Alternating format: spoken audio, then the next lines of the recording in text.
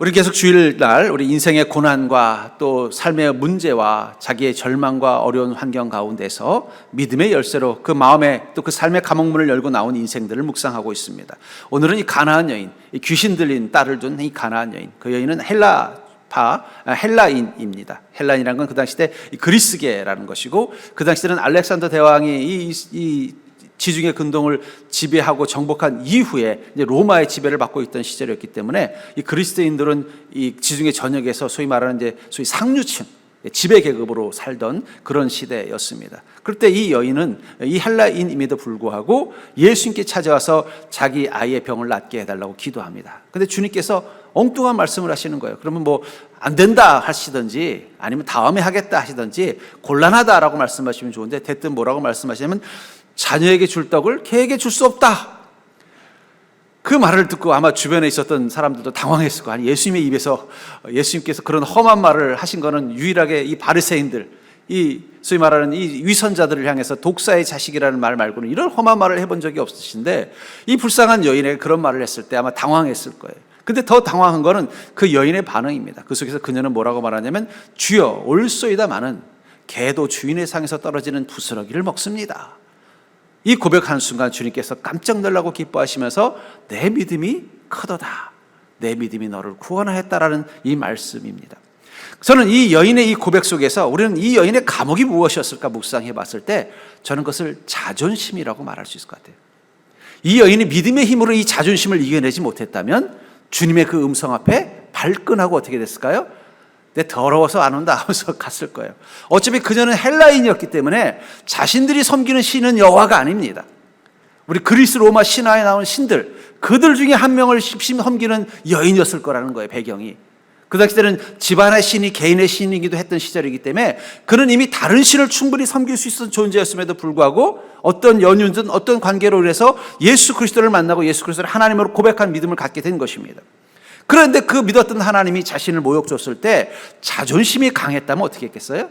아마 발끈하면서 떠나버렸을 거라는 거예요. 그런 의미에서 이 여인의 감옥은 자존심이었습니다. 근데 그녀는 믿음의 힘으로 그 자존심을 극복하고 주님의 은혜를 경험하게 됐다는 거예요. 우리가 어려움과 위험, 위기가 오면은요, 우리 안에 자존감은 바닥으로 떨어집니다. 그리고 바닥으로 떨어진 자존감이 비어진 자리에 무엇이 채워지냐면 자존심이 채워져요. 그러니까 여러분, 자존감과 자존심은 서로 상극이라고 보시면 돼요. 자존감이 높은 사람은 자존심이 별로 중요하지 않습니다. 저기 그런 우스개 농담이 있잖아요. 뭐 어떤 왕이 이 신하를 보면서 아이고 당신 왜 이렇게 돼지같이 생겼어 그랬대요. 그랬더니 그 신하가 임금님은 이 천사같이 생기셨습니다 그랬다는 거예요. 그래서 왕이 껄껄 웃으면서 아니 내가 돼지라고 말하는데 왜 부끄럽지도 않소 그랬더니 웃으면서 그랬대요. 돼지 눈에는 돼지가 보이고 천사 눈에는 천사만 보입니다. 근데 그 말을 듣고 가만히 생각해 보니까 이 신하는 어떤 사람이에요? 자존감이 높은 사람이에요. 그러니까 왕이 돼지같이 생겼다고 해도 껄껄껄 웃으면서 뭐라고 말할까? 왕은 천사와 같으십니다라고 말할 수 있었다는 거예요. 근데 중요한 건 또 그 말을 듣고 이 왕이 뭐라고 그랬어요? 아니 이 신은 자네는 자존심도 없나? 내가 돼지 같다고 말했는데 어떻게 그렇게 받아들일 수 있어? 했더니 웃으면서 뭐라고 그러니까 돼지 눈에는 돼지만 보이고 천사 눈에는 천사만 보입니다라고 말했을 때 그 왕도 자존감이 높은 사람이었기 때문에 어떻게 돼요? 껄껄껄 웃으면서 털어버릴 수 있었단 말이에요. 둘이 다 자존심이 강한 사람이었으면 어떻게 됐을까요? 왕이 자네는 왜 이렇게 돼지같이 생겼나? 그러면은 아무리 왕이시지만 너무하십니다 이러면서 어떻게 됐을까요? 섭섭함을 피했을 거예요. 또 돼지 눈에는 돼지만 보이고 이 천사 눈에는 천사만 보입니다 라고 말했을 때 이 왕이 자존감이 높지 않고 자존심이 높은 사람이어서 어떻게 해요? 무엄하다 하면서 왕을 능멸했다고 그 친하던 신하를 어떻게 해요? 아마 벌을 줬을 거라는 거예요. 그러니까 자존감이 높은 사람은 자존심이 중요하지 않아요. 반대로 자존감이 떨어지면 떨어질수록 뭐가 올라와요? 자존심이 올라온다는 거예요. 특별히 우리가 어려움을 겪거나 인생에 문제가 생기면요, 자꾸 자존감은 밑으로 떨어지고 그 비어진 자리에 자존심이 자꾸 올라온단 말이에요. 그러니까 이 자존심이 자꾸 올라오니까 이 자존심의 특징은 뭐냐면 타인의 반응에 대해서 부정적이고 예민해진다는 거예요. 좋은 일이 있을 때 이 자존심이 강한 사람은 교만해지지만 나쁜 일이 있을 때 이 자존심이 강한 사람은 어떻게 돼요? 상대방에 대해서 되게 부정적이고 예민해지는 거예요. 그래서 그 사람이 말 한마디 한마디가 어떻게 돼요? 섭섭하거나 뭔가 기분 나쁜 그 마음의 감정으로부터 벗어나지 못하더라는 거예요. 만약에 이 여인이 자존심이 강한, 아마 배경으로 봐서는 자존심이 강한 여인이었을 거예요. 이 헬라인들은요, 자존심이 아주 강한 민족입니다. 이 그리스의 역사를 보면은요, 이 사람들이 얼마나 자존심이 강한 사람인지를 볼 수가 있단 말이에요. 그 배경에다가 또 귀족 출신이니까 풍요롭고 여유 있고 충분히 이 자존심이 강한 배경 가운데 자란 여인일 것입니다. 그런 여인에게 주님이 뭐라고 말씀하신 거예요? 너는 개다. 자녀의 떡을 개에게 줄 수 없다라는 그 말은 무슨 뜻이에요? 너는 내 눈에 개와 같은 존재로 보인다라는 거예요. 만약에 이 자존심이 강한 여인이 개와 같은 존재라고 말했는데 만약에 자존심이 상했으면 어떻게 했을까요? 어떻게 하나님이 그런 말을 하실 수 있습니까? 하면서 털치고 나갔을 거예요. 근데 뭐라고 말하는 거예요? 주여 올소이다. 저는 개입니다. 그러나 개도 주인의 상에서 떨어지는 부스러기를 먹습니다. 그녀의 믿음이 그 자존심 강할 수 있는 이 귀부인으로 하여금 주님 앞에서 어떻게 한 거예요? 온전히 믿음으로 반응하게 했고 그 믿음의 반응은 그녀로 하여금 하나님의 은혜를 경험하게 했다는 것입니다. 저는 그러면서 믿음이 가지고 있는 능력 중에 하나는 바로 우리의 마음의 힘을, 우리 마음을 건강하게 만들고 힘 있게 만들어준다는 거예요. 만약에 이 여인이 마음의 힘이 떨어져서 자존심만 잔뜩 가지고 예수님을 만났다면 아마 주님의 은혜를 경험하지 못했을 거예요. 어쩌면 주님께서 그렇게 험한 말을 이 불쌍한 여인에게 한 이유도 그녀가 자존심이 아니라 믿음의 힘으로, 믿음이 주는 마음의 힘으로 주님 앞에 서기를 원하셨고 그러한 자인지를 테스트했던 것은 아닌가 하는 생각이 들어요. 우리 시대는 자존감은 자꾸 떨어지고 자존심은 점점 높아지는 시대를 살아가고 있습니다. 그러니까 사람들이 자존감은 자꾸 바닥이 돼요. 그러니까 자존감이 바닥이 되니까 뭔가 자신이 없고 인생에 대해서 근심도 많고 두려움도 많아요. 또 반대로 자존심은 너무 세지는 거예요. 그러니까 누가 조금만 무슨 말을 하면 기분이 확 나빠지고 섭섭해지고 그 말이 마음속에서 떠나질 않고 그 말을 한 사람에 대해서는 원망이 생기고 어제까지는 친하게 지냈다가 갑자기 그 말 한마디 듣고는 마음속에 그게 고통이 돼서 어떻게 돼요? 그 사람을 미워하고 피하게 되는 거예요. 그 근원 속에는 마음의 힘이 약해졌기 때문이라는 거예요. 마음의 힘이 약해지면 우리의 자존감은 떨어지고 우리의 자존심은 올라간다는 거예요. 그렇기 때문에 우리가 믿음을 통해서 우리의 마음의 힘을 키웠을 때 이 믿음의 능력은 어떻게 우리의 자존감은 지켜주고 우리의 자존심은 낮추어서 예수 그리스도 앞에서 은혜를 받도록 만들어줄까요? 전 여러분들에게는 그 믿음의 능력이 여러분들의 마음에 힘을 주는 능력인 것을 믿고 여러분들이 주님 앞에서 자존심이 아니라 자존감을 가지고 주님 앞에 설 수 있는 그 믿음의 자리가 될 수 있기를 주의 이름으로 축복합니다. 먼저 믿음은 우리 마음속의 오해를 막아준다는 거예요. 절 따라할까요? 믿음은 마음속의 오해를 막아준다. 본문의 22절부터 24절을 다시 보시면 가난한 여자 하나가 그 지경에서 나와서 소리질러 이르되 주 다윗의 자손이여 나를 불쌍히 여기소서 내 딸이 흉악하게 귀신 들렸나이다 하되 예수는 한 말씀도 대답하지 아니하시니 제자들이 와서 청하여 말하되 그 여자가 우리 뒤에서 소리를 지르오니 그를 보내소서. 예수께서 대답하여 이르시되 나는 이스라엘 집에 잃어버린 양 외에는 다른 데로 보내심을 받지 아니하였노라. 이 여인이 와서 주님 날 좀 불쌍히 여기시옵소서 간절히 막 소리까지 지르고 아까도 말했잖아요. 이 여인은 귀부인 출신이랄 거라고. 이 귀족 출신이 사람들 앞에서 소리 지르지 않습니다, 여러분들. 품이 있는 사람들이 사람들 앞에서 소리 지르지 않는데 이 여인은 자기 딸의 이 병을 치료하고 싶어서 어떻게 막 간절히 외친 것입니다. 근데 또 주님은 어떻게 반응하셨어요? 무시해버리셨다라는 거예요. 그리고 제자들에게 뭐라고 말해요? 나는 이스라엘 집에 잃어버린 양에는 다른 데로 보내심을 받지 않았다. 나는 이 여인이 이방 여인이기 때문에 나는 관심이 없다라는 식으로 이야기하고 있더라는 거예요. 우리가 어떤 고난과 어려움을 당하면요, 우리에게 일어나는 현상 중에 하나가 뭐냐면 인지 왜곡이 일어납니다. 인지 왜곡이라는 게, 인지라는 건 뭐냐면 뭘 보고 판단하고 이해할 수 있는 능력을 인지력이라고 하거든요. 그게 왜곡된다는 거예요. 어떻게 나타나느냐? 우리 이번 주 새벽 설교를 들으신 분은 알 거예요. 욥기에서 보면 욥도 고난 가운데 인지 왜곡이 일어났다고 제가 말씀을 드렸죠. 욥기 17장 15절부터 16절에 보면은 나의 희망이 어디서 있으며 나의 희망을 누가 보겠느냐? 고난을 당하면요, 우리가 인지 왜곡이 일어나는데 특별히 우리 내면 속에서 나타나는 인지 왜곡이 뭐냐? 나의 삶에 대해서 뭐가 생기냐면 희망을 잃어버린다는 거예요. 과거에 대해서는 후회만 생기고, 자꾸 오늘 내 삶에 대해서는 자꾸 분노가 생기고 짜증이 생기고, 미래에 대해서는 자꾸 실패할 것 같은 패배주의가 내 마음을 지배한다는 거예요. 그러니까 여러분 생각해 보시죠. 일이 잘 될 때는요, 과거에 있었던 일들에 대해서 어떻게, 아이고 그때 힘들었지만 그래도 보람이 있었어. 힘들었지만 그래도 그렇게 했으니까 내가 이렇게 성공했지 라고 생각하는데, 내가 지금 너무 힘들어지면 어떻게 돼요? 과거에 왜 하필이면 내가 그때 그런 선택을 해서 후회만 생긴다라는 거예요. 같은 상황인데 그것을 만족하고 감사할 수도 있고 후회할 수도 있는 것입니다. 그게 뭘 만드는 거예요? 오늘 내가 인생에 문제를 갖게 되면 그게 인지 왜곡이 일어나기 때문이에요. 또 오늘에 대해서는요, 모든 게 다 분노가 나고 짜증이 나는 거예요. 왜 내가 이런 일을 해야 되는 거야? 왜 내게 이런 일들이 일어나는 거야? 뭐든지 오늘 하는 일들이 하나하나가 막 짜증내는 거예요. 내 마음에 힘이 있을 때는요, 그 일들이 짜증이 나지 않아요. 아이고, 이런 일도 한번 해봐도 좋지. 도전해봐야 되겠네. 그래. 하면서 뭐로 긍정적으로 그 문제를 해결하려고 바라보는데, 내가 어려움이 생기면 어떻게 된다는 거예요? 자꾸 분노가 생기고 짜증이 되는 거예요. 미래에 대해서는요, 모든 게 다 실패할 것처럼, 또 잘못될 것처럼, 안 좋은 일만 일어날 것처럼 내 마음에 패배감이 잔뜩 있는 거예요. 그게 내면적인 인지 왜곡이라면, 외면적인 인지 왜곡은 뭐냐? 사람들을 향해서 왜곡이 일어난다는 거예요. 어떻게 해요? 저 사람이 나를 조롱하는 것 같은 거예요. 나를 무시하는 것처럼 보이는 거예요. 막 섭섭하고, 그래서 사람들을 피하는 거예요.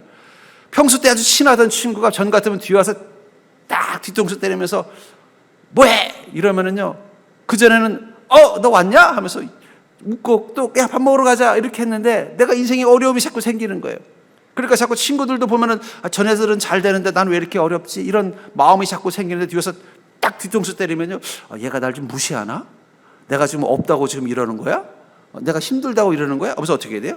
그 사람의 행동이 저는 똑같이 행동했는데, 난 친구로서 옛날에 친하다는 의미로 똑같이 행동했는데 어떻게 되는 거예요? 그걸 무시한다고 생각하는 거예요. 또 친구가 보니까 얘가 좀 어려워요. 경제적으로도 어렵고 지금 상황이 어려워요. 그래서 내가 오늘 얘 좀 맛있는 거 좀 사줘야 되겠어. 야, 밥 먹으러 가자 하고는 아주 비싼 식당에 가가지고 제일 비싼 음식을 사주고는 야, 오늘은 내가 쏠게 딱 그러면요, 고맙다가 아니라 얘가 지금 내가 좀 돈 못 번다고 무시하는 거야? 이런 마음이 생긴다는 거예요. 그게 인지 왜곡이라는 거예요. 그러다 보니까 어떻게 돼요? 점점 친구들로부터도 또 고립되고 도망가고 피해버리는 거예요. 섭섭해지는 거예요. 교회에서도 그렇죠. 어려움이 생기면요, 섭섭마귀가 들어옵니다. 아이, 목사님이 오늘은 나보고 인사도 안 했네. 평소 때도 목사님이 다른 사람 보고 인사할 때 인사 못해요. 근데 그때는 내가 아무 문제가 없었어요.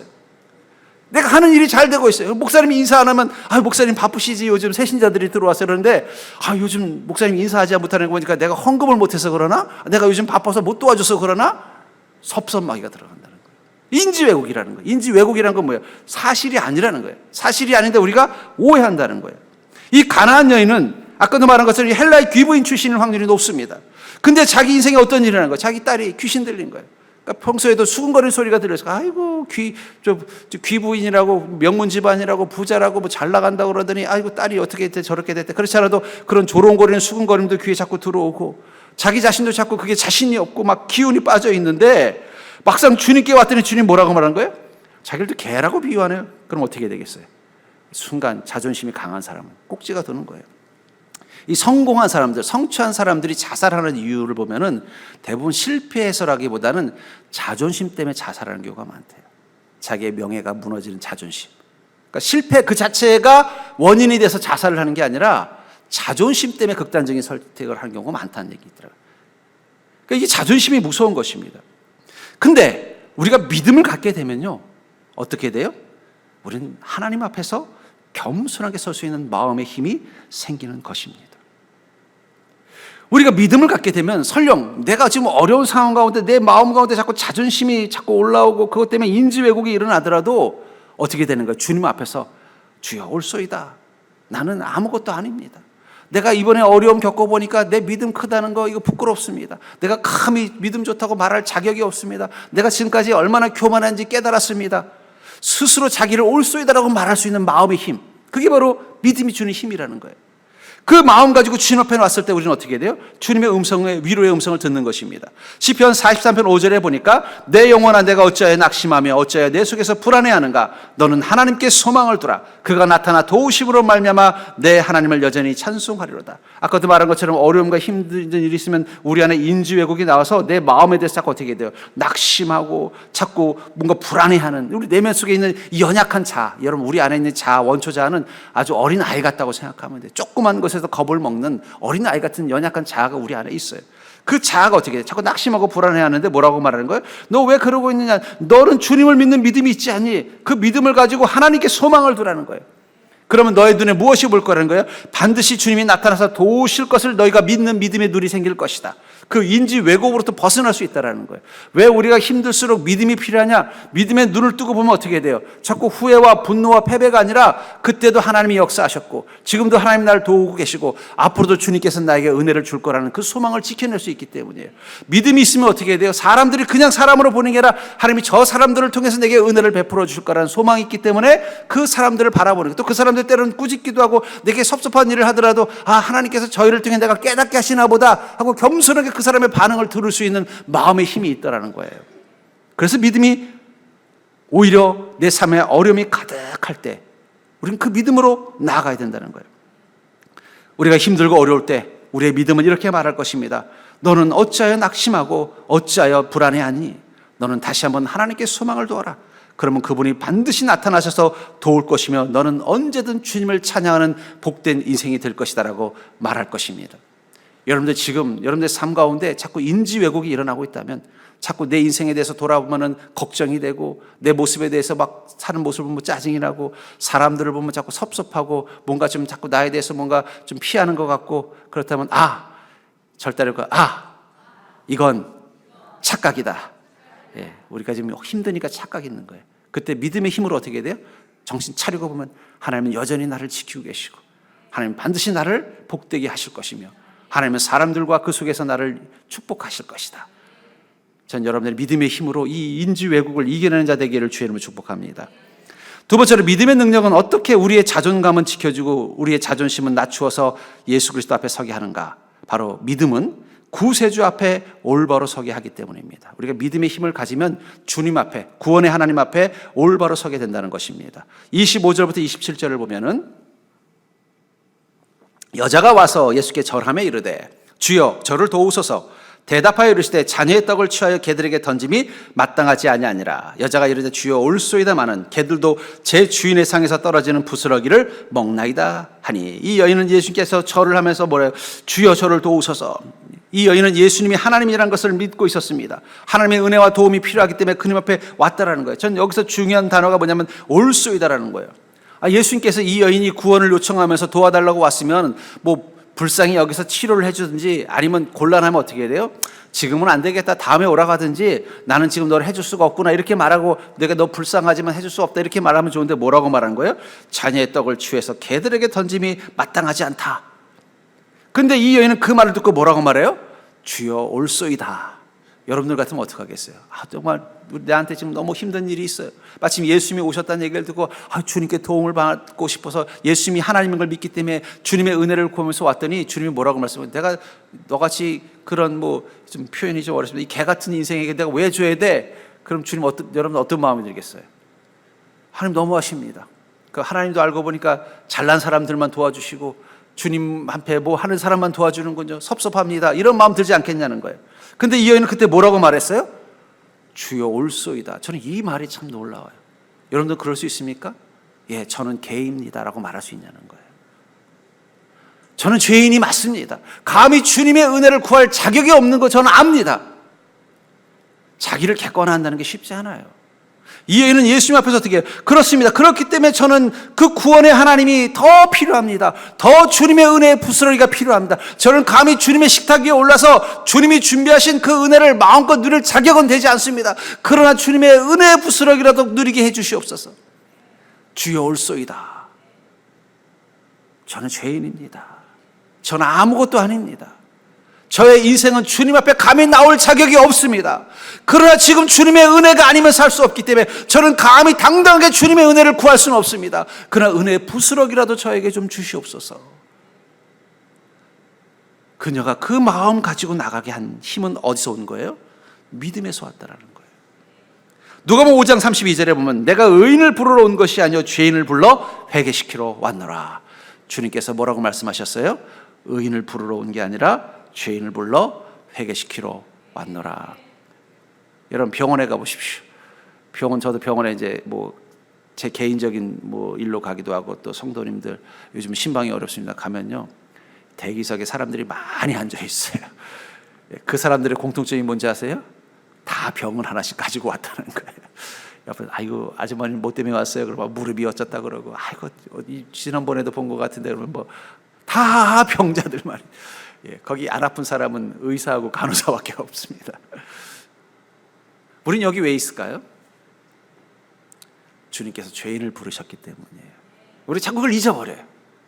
죄인인 우리를 부르셨다는 거예요. 그렇기 때문에 우리는 주님 앞에 설 때 어떤 마음이 돼? 이 여인과 똑같다는 거예요. 주여 올소이다라는 고백을 할 수 있어야 돼요. 그렇습니다. 저는 죄인입니다. 그렇기 때문에 저를 부르신 주님이 저는 너무너무 고맙습니다. 제가 주님을 만날 수 있게 된 이 사실이 너무너무 기쁩니다. 주님 저를 부르셔서 이곳에 오게 하신 줄 믿습니다. 그게 바로 내가 의인을 부르러 온 것이 아니요 죄인을 불러 회개시키러 왔느라. 왜 회개시키러 왔다고 말하고 있어요? 죄가 없다고 말씀하시게 하는 게 아니라 스스로의 죄를 돌아보고 그것을 주님의 은혜 앞에서 해결받게 하기 위해서 불렀다는 거예요. 그러니까 여러분 우리 늘 주님 앞에 설 때 어떤 마음이 돼? 내가 죄인임을 기억하고 주여 올소이다. 나의 죄를 용서하여 주옵소서. 회개의 믿음을 가지고 나오는 게 필요하다는 거예요. 그때 주님께서 우리에게 집중하신다는 것입니다. 로마서 5장 8절에 보면 우리가 아직 죄인 되었을 때 그리스도께서 우리를 위하여 죽으심으로 하나님께서 우리에 대한 자기의 사랑을 확증하셨느니라. 주님께서 우리를 사랑하신 가장 완벽한 사랑은 뭐라고 말하고 있어요? 우리가 여전히 우리의 힘으로는 이 죄로부터 벗어날 수 없을 때 주님께서 우리를 위하여 십자가에 죽으신 그 십자가를 통해서 우리를 사랑하신다는 걸 보여주셨다는 거예요. 결국 우리가 죄인이라는 사실을 깨닫고 우리의 죄를 가지고 와서 그 죄를 해결받으려고 해야만 우리는 비로소 주님의 사랑이 얼마나 큰지를 경험할 수 있는 것입니다. 이 여인의 죄를 주님 보신 거예요. 그리고 그녀가 뭐라고 말하고 있어요? 주여 옳습니다. 난 죄인입니다. 이 고백을 했을 때 주님은 그를 축복하신 것이고 그녀의 인생을 회복시켜 주신 것입니다. 주님은 누구에게 관심이 있다고요? 주님은 스스로 자칭 의인들에게는 관심 없습니다. 죄인에게만 관심이 있습니다. 자신이 죄인인 것을 이 여인처럼 고백할 수 있는 믿음의 힘이 있는 자에게만 주님은 관심이 있어요. 자신의 죄를 감추고 죄가 없는 것처럼 그런 사람에겐 주님 관심이 없어요. 여러분 동성애자도 주님 만날 수 있어요. 그러나 그것이 죄라는 것을 고백해야만 주님 만날 수 있는 거예요. 이건 죄가 아닙니다라고 말하는 그 순간 주님은 그들에게 아무 관심이 없다는 거예요.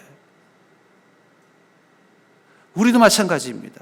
우리가 주님 앞에서 주여 올소이다. 내가 죄인입니다. 내가 연약한 죄인입니다. 내가 허물 많은 죄인입니다. 내가 감히 주님의 은혜 식탁에 오를 수 없는 죄인입니다라는 것을 고백하는 마음 가지고 와야만 주님이 우리에게 집중하는 것입니다. 예수께 성전에 갔는데 마침 두 사람이 기도하는 모습을 봤어요. 하나는 바리새인, 하나는 세리입니다. 근데 이 바리새인은 어떻게 기도했는지 누가복음 18장 11절에 보니까 바리새인은 서서 따로 기도하여 이르되 하나님이여 나는 다른 사람들 곧 토색 불이 간음을 하는 자들과 같지 아니하고 이 세리와 같지도 아니함을 감사나이다. 나는 일에 2번씩 금식하고 또 소득의 11조를 드리나이다 하고 자신이 아무 죄가 없는 존재라는 것을 강조하고 기도하고 있었다는 거예요. 그건 기도가 아니라 자기 PR이죠. 들으라는 얘기예요. 나 이런 사람이야.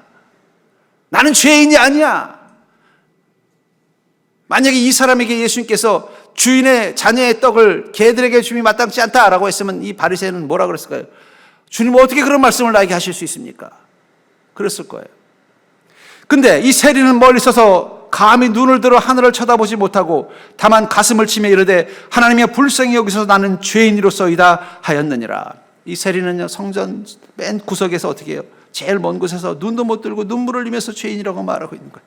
전 여러분들이 이 뒷자리에 앉아 있는 게 바로 이 세리와 같이 내가 죄인이라는 그 마음으로 뒷자리에 앉아 있는 줄 믿습니다. 여기 보니까는 감히 눈을 들어 하늘을 쳐다보지도 못하고 여러분들이 계속 고개 숙이고 있는 게 졸고 계신 게 아니라 하나님 앞에 고개를 들 수 없는 죄인임을 고백하는 그 모습인 줄 믿습니다.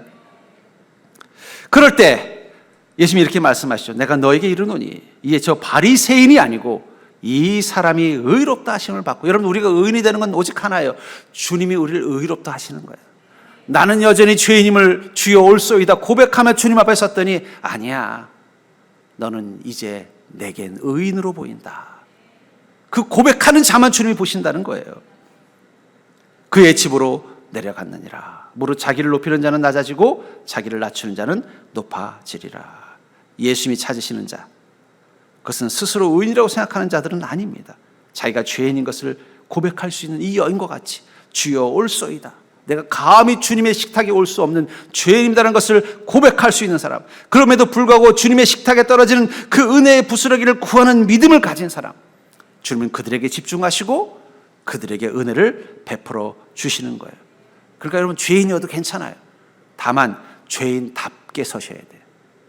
죄를 감추는 죄인이 아니라 죄인임을 인정하고 그것을 고백하며 그렇기 때문에 겸손의 무릎을 꿇고 주님의 은혜의 부스러기를 구하는 믿음 가지고 주님 앞에 설 때, 그게 바로 구원의 하나님 앞에 우리가 서는 이 여인과 같은 자세라는 거예요.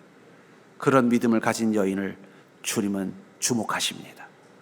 그리고 그녀의 병과 그녀의 딸의 병과 그녀의 인생을 주님께서 구원하시고 치료하시는 것입니다. 전 여러분들이 날마다 주님 앞에 설 때 이 여인처럼 주여 올소이다, 저는 죄인입니다, 감히 주님 앞에 설 수 없는 죄인입니다, 그러나 저도 주님의 은혜의 부스러기가 필요하기에 저는 주님께 찾아올 수밖에 없습니다 하는 믿음의 고백을 하면서 날마다 주님을 만나는 인생 되기를 주의 이름으로 축복합니다.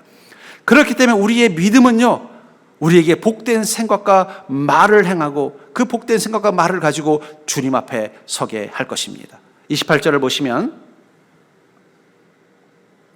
이에 예수께서 대답하여 이르시되 여자여, 내 믿음이 크도다, 내 소원대로 되리라 하시니 그때로부터 그의 딸이 나으니라. 이 여인이 뭐라고 말해서 주여 올소이다, 그러나 이 개도 주인의 상에서 떨어지는 부스러기를 먹습니다 라고 말하는 그 순간 내 믿음이 크다, 그 여인이 한 건 뭐밖에 없어요. 그 말 한마디 한 건데 왜 그게 믿음이 크다고 말할까요? 그리고 뭐라고 말씀하셨어요? 내 소원대로 되리라. 이 성공하는 사람들의 특징에 대한 이 책들을 제가 읽으면 거기 공통점이 뭐냐면, 성공하는 사람들은 늘 좋은 말과 생각을 한대요. 성공에 유익이 되는 좋은 말과 좋은 생각을 하고 그것을 행동으로 연결한다 하는 게 그 책들의 거의 공통적으로 흐르는 특징이더라고요. 쉽게 말하면 자기 인생을 변화시키고 복되게 만드는 사람들은 생각 자체가 그런 생각을 하고 그것을 말하고 그 말한 대로 실천한다는 거예요. 마가복음 7장 29절에 이 사건을 또 이렇게 주님께서 말씀하시죠. 예수께서 이르시되 이 말을 하였으니 돌아가라, 귀신이 내 딸에게서 나갔느니라 하시매. 이 여인이 뭐라고 말씀하셨어요? 주여 올소이다마는 개도 주인의 상에서 떨어진 부스러기를 먹나이다라는 이 고백을 들은 순간 주님이 뭐라고 말씀하셨다는 거예요? 내 믿음이 크다라고 말씀하셨고, 네가 이 말을 했으니 너의 딸의 귀신이 나갈 것이다라고 말했다라는 거예요. 주님 여인의 말 어디에 집중하시는 거예요? 그녀가 한 그 말 속에 바로 믿음이 주는 복된 생각과 그 고백을 보신 것입니다. 그런 의미에서 어쩌면 혈루증 앓던 여인과 이 가나안 여인의 공통점은 그들은 믿음이 주는 생각과 말, 그리고 그것을 실천한 것입니다. 혈루증 앓는 여인도 어떤 생각을 했어요? 예수님 앞에 오니까 예수님이 하나님이신 걸 안 거예요. 또 자신이 죄인이기 때문에 감히 주님께 나아갈 수 없는 존재라는 것도 깨달았습니다. 주님의 은혜의 부스러기가 아니면 이 문제를 해결할 수 없다는 마음을 가지고 있는 그 순간 그녀의 마음속에 어떤 생각이 떠올랐어요? 예수님의 옷자락만 붙잡아도 내 병이 낫겠다라는 생각이 떠오른 거예요. 그리고는요, 조심스럽게 예수님의 옷자락을 붙잡는 그 순간 그녀가 생각하고 그녀가 고백한 그 말대로 어떻게 된 것입니까? 주님의 능력이 그녀 안에 임한 것입니다.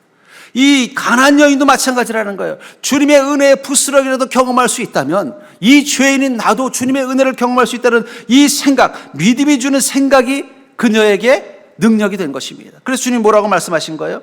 이 말을 하였으니.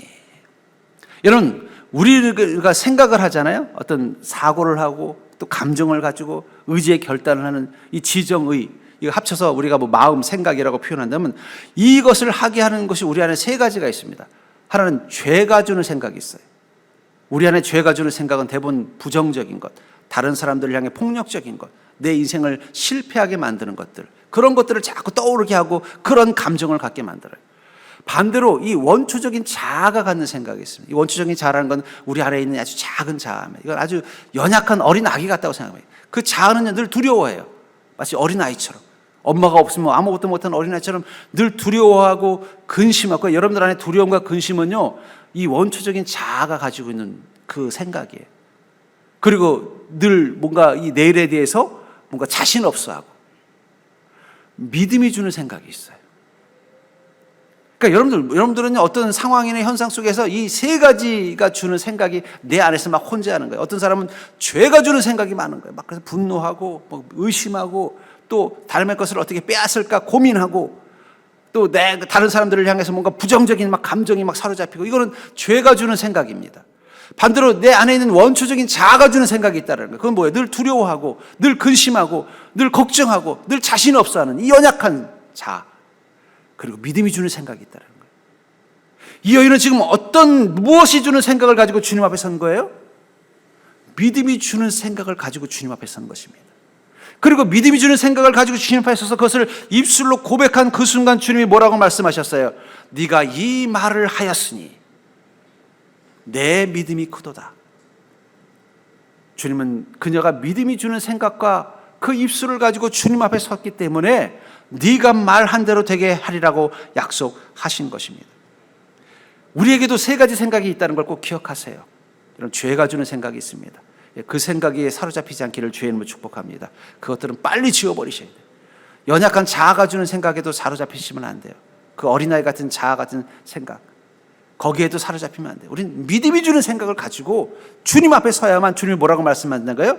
네가 이 말을 하였으니 이 말대로 될지어다. 그게 믿음의 능력이라는 거예요. 그래서 마태복음 21장 22절에 보니까 너희가 기도할 때 무엇인지 믿고 구하는 것은, 여기서 구하는, 입술로 고백하는 그것은 무엇을 통해서라는 거예요? 믿음이 주는 생각, 믿음이 주는 마음을 입술로 고백하는 것입니다. 주님께서 이 은혜를 주실 줄 믿습니다. 주님께서 이렇게 도와주실 줄 믿습니다. 그게 고백하는 그 순간 다 받으리라. 여러분, 얼마나 놀라운 음성입니까? 믿음이 주는 생각과 믿음이 주는 입술의 고백을 가지고 주님을 만나야 주님이 뭐라고 말씀하신다는 거예요? 다 받으리라. 오케이. 네가 말한 대로 되리라. 네가 이렇게 말했으니 그렇게 될 것이다. 또 마가복음 11장 23절에서는요. 내가 진실로 진실로 너에게 이르노니 누구든지 이 산더러 들려 바다에 던져지라 하며 그 말하는 것이 이루어질 줄 믿고, 믿음이 주는 생각과 고백, 마음에 의심하지 않으면 그대로 되리라. 여러분, 주님께 우리가 나가서 무엇을 말하든 주님이 다 들어주시는 게 아니에요. 어떤 것만 들어주신다고요? 믿음이 주는 생각과 믿음이 주는 그 생각이 만든 고백을 가지고 나아가야 주님은 네가 이렇게 말하였으니 너의 말한 대로 그대로 되리라, 응답을 주신다는 거예요. 저는 그런 의미에서 우리 성도님들을 이렇게 만날 때 저분이 지금 어떤 생각에 사로잡혀 있는가를 분석합니다. 죄가 주는 생각에 사로잡혀 있는 사람이 있어요. 그 사람들은 끊임없이 누군가를 의심하고, 누군가에 대해서 부정적인 말을 하고, 누군가에 대해서 뭔가 싫어하고, 또 누군가에 대해서 또 하고, 자기 자신에 대해서도 뭔가 좀 뭐랄까요, 좀 자꾸 탐욕과 쾌락에 대한 생각에 사로잡혀 있고, 그건 죄가 주는 생각에 사로잡힌 사람이에요. 또 연약한 자아가 주는 생각에 사로잡힌 사람이 있어요. 그런 분들은 늘 자신감이 없고, 늘 근심이 떠나지 않고, 늘 걱정에 사로잡혀 있고, 늘 내일에 대해서 뭔가 두려움에 사로잡혀 있어요. 아, 저분은 지금 자아가 주는 생각에 사로잡혀 있구나. 근데 믿음이 주는 생각에 사로잡힌 분들이 있어요. 그럼 저는 마음속에 생각합니다. 아, 주님이 이렇게 말씀하시겠구나. 네가 이렇게 말하였으니 믿음대로 될지어다. 그게 응답받는 비결이라는 거예요. 이 말을 하였으니. 저는 그래서 여러분들, 우리가 주님의 은혜를 주님 앞에서 경험하려면 우리의 생각을 바꿔야 돼요. 믿음이 주는 생각만 가지고 살아야 된다는 거예요. 우리 이따 결단 찬양으로 부를 이 찬양, 예수로 사는 인생, 어쩌면 이 찬양의 모든 가사들은 바로 믿음이 주는 생각을 고백한 것입니다. 그 인생의 그리스도인이 자기 삶 한가운데서 믿음이 주는 생각을 고백한 게 찬양이라고 보시면 돼요. 이 대표적인 게 바로 이 예수로 사는 인생도 그런 것 같아요. 그 가사 2절에 보니까 내 안의 모든 염려는 절실한 기도되리라. 믿음이 주는 생각이 어떻게 한 거예요? 오히려 염려를 기도로 바꾸게 했다는 거예요. 답답한 현실 속에서 주만 온전히 바라봅니다. 현실은 답답하지만 이 현실에 대한 이 부정적인 생각, 이 연약한 자아가 주는 생각에 사로잡히지 않고 어떻게 해요? 믿음이 주는 생각 때문에 왜 이러고 있어? 주님만 바라보자. 삶의 무게가 내 마음을 두르고 버틸 힘 없는 시간을 지날 때 예수만 의지하는 삶되기 원하네. 주 붙드네. 주의 시선을 거두지 않으사 주님의 은혜로 감당케 하시네. 예수로 사는 인생 책임져 주시니 주께 맡기네. 이게 바로 믿음이 주는 생각에 사로잡혀 있는 자라는 거예요. 그러니까 여러분들이 힘들수록 찬양을 많이 하십시오. 왜냐하면 그 찬양에는 믿음이 주는 생각이 무엇인지를 분명하게 느끼게 해줄 것입니다.